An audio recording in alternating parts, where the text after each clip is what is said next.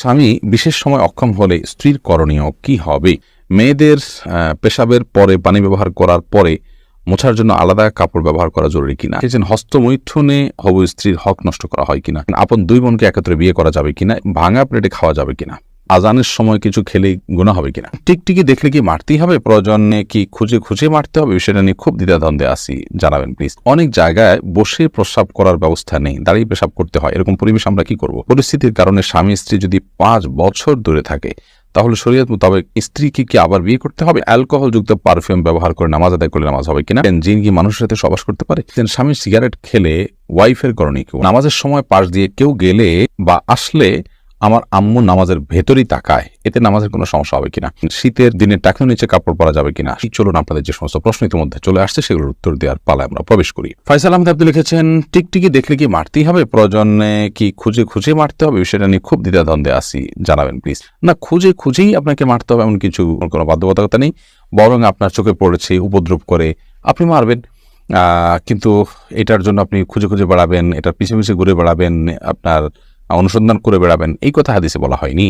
জুলেখা খাতুন আপনি লিখেছেন, নতুন কোনো কাপড় পরে না ধুয়ে নামাজ পড়ে নামাজের কোনো ক্ষতি হবে কিনা? নতুন কোনো কাপড় পরলে সেটা ধুয়েই পড়তে হবে এমন কোনো বাধ্যবাধকতা নেই, কারণ নতুন কাপড় মানেই যে সেটা নাপাক, সেটাতে অপবিত্রতা আছে এমনটি তো নিশ্চিত নন আপনি, তাহলে এটি ধোয়াটা বাদ কেন হতে যাবে? তবে হ্যাঁ, আপনারা যদি নতুন কাপড় কেনার পর দেখলেন যে সেখানে কোনো নাপাক আছে, তাহলে ওই জায়গায় সেই নাপাকটা ধোয়াটাই হলো আবশ্যক। অতএব শরীর দৃষ্টিকোণ থেকে নতুন কাপড় ধুয়ে পড়তে হবে এমন কোনো বাধ্যবাধকতা নেই। মোহাম্মদ আব্দুর রাকিব আপনি লিখেছেন, হস্তমৈথুনে হবু স্ত্রীর হক নষ্ট করা হয় কিনা? এটি আপনার স্বাস্থ্য নষ্ট হয়, আপনি নিজের হক নিজে নষ্ট করছেন, নিজের আমল নষ্ট করছেন, এবং এর মাধ্যমে যদি আপনার যৌন শক্তি কমে যায় সেক্ষেত্রে আপনি স্ত্রীর হক নষ্ট করছেন। অবশ্যই সেজন্য এটি নাজায়েজ এবং গুনাহের কথা, হারাম। শারমিন আক্তার মিলি লিখেছেন, পরিস্থিতির কারণে স্বামী স্ত্রী যদি 5 বছর দূরে থাকে তাহলে শরীয়ত মোতাবেক স্বামী স্ত্রীকে কি আবার বিয়ে করতে হবে? না, 5 বছর কেন, 10 বছরও যদি কোনো কারণে দূরে থাকে, তাদের মধ্যে বিচ্ছেদ বা তালাক না হয়, তাহলে তারা পুনরায় বিয়ে করতে হবে না, তাদের সম্পর্ক টিকে থাকবে তালাক না হওয়া পর্যন্ত। রাইসানি আপনি লিখেছেন, আজানের সময় কিছু খেলে গুনাহ হবে কিনা? আজানের সময় কোনো কিছু খেলে কোনো গুনাহ হবে না। আমরা অনেকে মনে করি আজানের সময় কিছু খাওয়া পান করা যাবে না, এটা করা যাবে না, ওটা করা যাবে না। আপনি যে কোনো কাজ করতে পারেন, টয়লেটে থাকলে আপনি টয়লেটে কাজও সারতে পারেন। তবে আপনি যখন টয়লেটে নাই, পবিত্র জায়গায় আছেন বা স্বাভাবিক অবস্থা আছেন, তখন আপনি আজান শুনলে আজানের জবাব দেওয়ার চেষ্টা করবেন, এটা হলো মূল কথা। খেতে গেলে খাওয়ার ফাঁকে ফাঁকে আপনি আজানের দেওয়ার চেষ্টা করবেন, কিন্তু আজান হলে কিছু খেতে পারবেন না এমন কোনো কথা নেই। এখানে বিষয় হলো জবাব দেওয়ার চেষ্টা করবেন যদি আপনি পবিত্র জায়গায় থাকেন। নূর কদর এআইডি থেকে লিখেছেন, স্বামী সিগারেট খেলে ওয়াইফের করণীয় কি? ওয়াইফে তাকে বোঝাবেন, যথাসম্ভব নিজে না পারলে অন্য কাউকে দিয়ে বোঝাবেন, আল্লাহর কাছে দোয়া করবেন, তারপর তিনি যদি ফিরে না আসেন একান্ত তার গুনাহ হবে, ওয়াইফ অন্তত দায়মুক্ত হলেন। রোহান আপনি এর দিকে লিখেছেন, শীতের দিনে টাকনুর নিচে কাপড় পরা যাবে কিনা? সর্বাবস্থায় টাকনুর নিচে কাপড় পরা হারাম, বিশেষ করে জামা জুব্বা চাদর এবং এই জাতীয় যেগুলো উপর থেকে মানুষ নিচের দিকে যায় আর কি, আর যেগুলো নিচের দিক থেকে উপরের দিকে থাকে এবং নিচ থাকেই টাকনুর নিচে, যেমন মোজা, তারপর এমন কোনো জামা যেটা মোজার সাথে জামার সাথে অ্যাটাচড, আলাদা করে খোলার কিছু নেই, সেগুলোর কথা ভিন্ন হিসাব। বাকি শীতের অজুহাতে টাকনুর নিচে পোশাক পরা যায় না, প্রয়োজন মোজা পরিধান করবেন। প্রজাপতি নীর এর দিকে আপনি লিখেছেন, ভাঙা প্লেটে খাওয়া যাবে কিনা? ভাঙা প্লেটে খাওয়া যাবে, কোনো অসুবিধা নেই। ভাঙা আয়নায় মাথা চেহারা দেখা যাবে, সেটাতে কোনো অসুবিধা নেই। আমরা অনেকে মনে করি ভাঙা প্লেটে খাওয়া যাবে না, ভাঙা আয়নায় চেহারা দেখা যাবে না, এটা নিছকই আমাদের সামাজিক কুসংস্কার। ভাঙা প্লেটে ভাঙা অংশে জীবাণু থাকতে পারে, সেজন্য আপনি ওইটাতে খেলে অস্বাস্থ্যকর হতে পারে, সেটা তো আপনার একান্ত স্বাস্থ্যগত বিষয়, বাট সেটাও তো নিশ্চিত নয়। বিধায় ভাঙা প্লেটে খেলে যে গুনাহ হয়ে যাবে বা নাজায়েজ হবে, ওটা সেরকম নয়, এবং ভাঙা আয়নায় চেহারা দেখলে কোনো অসুবিধা হবে না। আরিফ রহমান আপনি লিখেছেন, আপন দুই বোনকে একত্রে বিয়ে করা যাবে কিনা? এই বিষয়ে ইসলামিক বিধানকে সম্পূর্ণ হারাম। আপন দুই বোনকে একসাথে বিয়ে করা যাবে না, এমনকি পৃথক করে বিয়ে করা যাবে না। এক বোন স্ত্রী থাকাকালীন সময় অন্য বোনকে বিয়ে করা যাবে না, অর্থাৎ এট এ টাইম দুজন বোন কারোর স্ত্রী হতে পারেন না, এটি হারাম। শুধু এটি নয়, এমন দুজন নারীকে একসাথে স্ত্রী হিসেবে রাখা যাবে না যেই দুজন নারীর একজন পুরুষ হলে আরেকজনের সাথে তাদের নিজেদের বিয়ে জায়েজ হতো না, এরকম সম্পর্কের দুজন নারীকে একসাথে স্ত্রী হিসেবে রাখা জায়েজ নয়। হ্যাঁ, একজনকে বিয়ে করেছেন, তার সাথে বিচ্ছেদ হলো বা তিনি মারা গেলেন, তারপর অন্যজনকে বিয়ে করেছেন, তার বোন, সেটি জায়েজ আছে।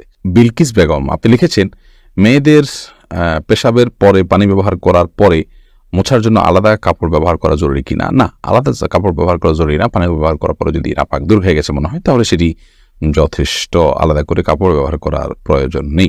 আশফাকুর রহমান আপনি লিখেছেন, স্মৃতিশক্তি কিভাবে বাড়ানো যায়? আমার তেমন কিছুই মনে থাকে না, একদিকে পড়ি অন্যদিকে ভুলে যাই।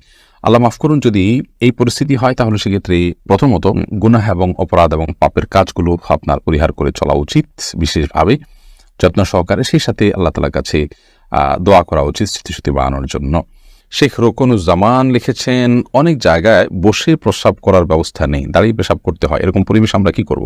যদি কোনো প্রকার ব্যবস্থা না থাকে এবং দাঁড়িয়ে পেশাব করা ছাড়া নিরুপায় থাকেন, তাহলে আপনি অবশ্যই দাঁড়িয়ে পেশাব সেখানে করতে পারেন, যেহেতু আপনি নিরুপায়। কিন্তু নিয়মিত অভ্যাস বানানো সঠিক নয়, কারণ নবী করিম সাল্লাল্লাহু আলাইহি ওয়াসাল্লাম বসেই সবসময় পেশাব করতেন। তবে বিশেষ একবার তিনি দাঁড়িয়ে পেশাব করেছেন, এবং সেটি কারণ ছিল এমন একটা জায়গায় তিনি গেছেন যেখানে ময়লা আবর্জনা চতুর্দিকে ফেলেছে মানুষ, এবং সেখানে বসার মতো কোনো জায়গা ছিল না, সেজন্য তিনি সেখানে দাঁড়িয়ে পেশাব করেছেন। তন্নি আইডি থেকে আপনি লিখেছেন, নামাজের সময় পাশ দিয়ে কেউ গেলে বা আসলে আমার আম্মু নামাজের ভেতরই তাকায়, এতে নামাজের কোনো সমস্যা হবে কিনা?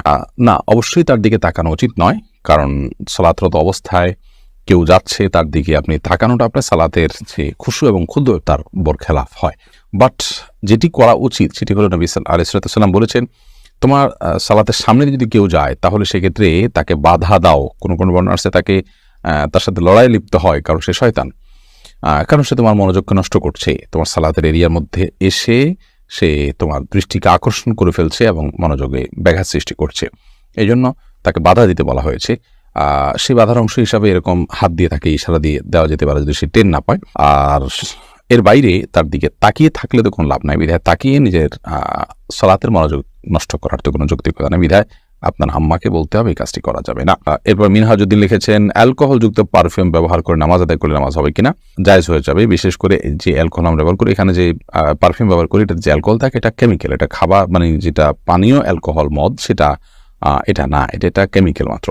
তারপরেও সালাতের কিছুটা আগে ব্যবহার করলে বাষ্প হয়ে অ্যালকোহলটা উড়ে যাবে, তারপর সালাতে করবেন, সেটা সবচেয়ে সেফ এবং নিরাপদ। ইচ্ছে ডানা এআইডি থেকে আপনি লিখেছেন, স্বামী বিশেষ সময় অক্ষম হলে স্ত্রীর করণীয় কি হবে?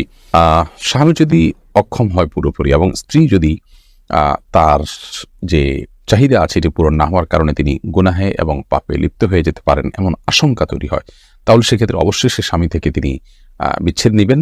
যদি সেটা চিকিৎসার অযোগ্য হয়, চিকিৎসার যোগ্য হলে সেটার জন্য অবশ্যই তিনি সময় দিবেন, সুযোগ দিবেন, চেষ্টা করবেন নিজে।